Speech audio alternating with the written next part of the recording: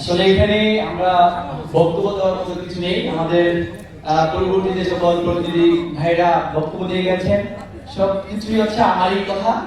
আমি যা বলতাম তারা বলে গেছে। আসলে তারপরও হচ্ছে আমার কিছু রাগ, অভিমান, অভিযোগ অনেক কিছু থাকে। তো এই বিশেষ সময় কোনো রাগ, ক্ষোভ, অভিযোগ এগুলা প্রকাশ করতে চাই না।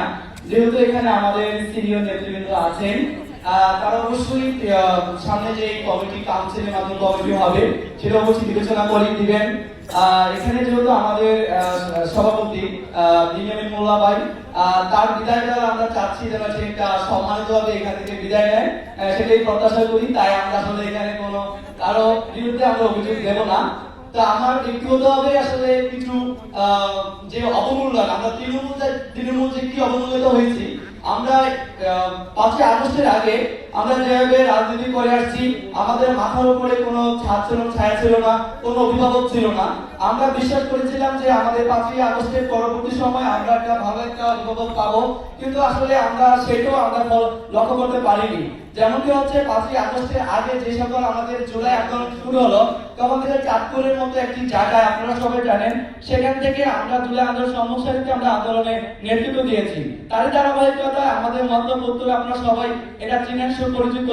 সেখানে হচ্ছে সাবেক যে মন্ত্রী ছিল মোফাজ্জল হোসেন চৌধুরী মায়াবী বিক্রম, সে একটি হচ্ছে মাফিয়ার একটা অন্যতম একজন বড় হেড লিডার ছিল আর কি। সে তার এলাকার মতো জায়গায় আমরা রাজনীতি করে আসছি সেই দুঃসময় থেকে। যখন হচ্ছে 18 জুলাই আমাদের চাঁদপুর জেলাতে আন্দোলনে কঠোর একটা পরিস্থিতির মধ্যে চললো, তখন আমাদের ভাই বন্ধুর উপর যখন আক্রমণ শুরু হলো, তখনই প্রথম আমার নেতৃত্বে, অর্থাৎ আমার ছাত্র অধিকার পরিষদের নেতৃত্বে মধ্যপুত্তরে আমরা সন্ধ্যাবেলা আন্দোলনে নেমে যাই। সে একটা ভিডিও ক্লিপ আমাদের মধ্যপুত্তরে প্রচুর ভাইরাল হয়। কিন্তু এত বড় বড় সংগঠন থাকা সত্ত্বেও, আওয়ামী লীগ, বিএনপির মতো একটি দল এবং জামাতের মতো একটি দল থাকা সত্ত্বেও আমি মালিক সেখানে সেই মধ্যপুত্তরে রেড সিগন্যালে ছিলাম। তাই আমার মধ্যপুত্তর যে অসি মহোদয় এবং কি যে এসআই মিজানুর রহমান আমাকে ধরার জন্য, গ্রেফতার করার জন্য অনেক পায়তারা চলছে। তো সুবদ্ধতন্ত্র হচ্ছে আমার যে চেয়ারম্যান ছিল আমার ইউনিয়নের, সে হচ্ছে আমার জেরাতো ভাই ইঞ্জিনিয়ার রেজাল্ট করিম, তার অশেষ সহযোগিতায় আমি এখান থেকে কিছুটা হলে মুক্তি পাই। কিন্তু আমাদের যে কেন্দ্রীয় পর্যায়ে আমরা যে কি অবস্থায় ছিলাম সেই আন্দোলনরত অবস্থায়, কিন্তু আমরা কেন্দ্র থেকে কোনো এরকম যোগাযোগ বা আমাদের নিরাপত্তা বা আমাদের পরামর্শ কোনো কিছু পাইনি।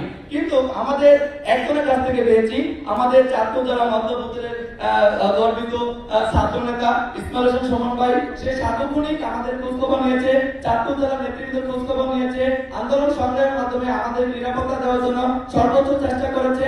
এবং লাস্ট আমি একটা কথা বলবো, এটা হচ্ছে আমাদের বর্তমানে চাঁদপুর জেলা কমিটি, তার সর্বোচ্চ ভূমিকা ছিল শুধু চাঁদপুর জেলা কমিটি নয়, এবং আমাদের মধ্যপুত্তর সুসংহত করার জন্য চাঁদপুর জেলার মধ্যে আমাদের মধ্যপুত্তর ওয়ার্ড পর্যায়ে আমাদের কমিটি হয়েছে।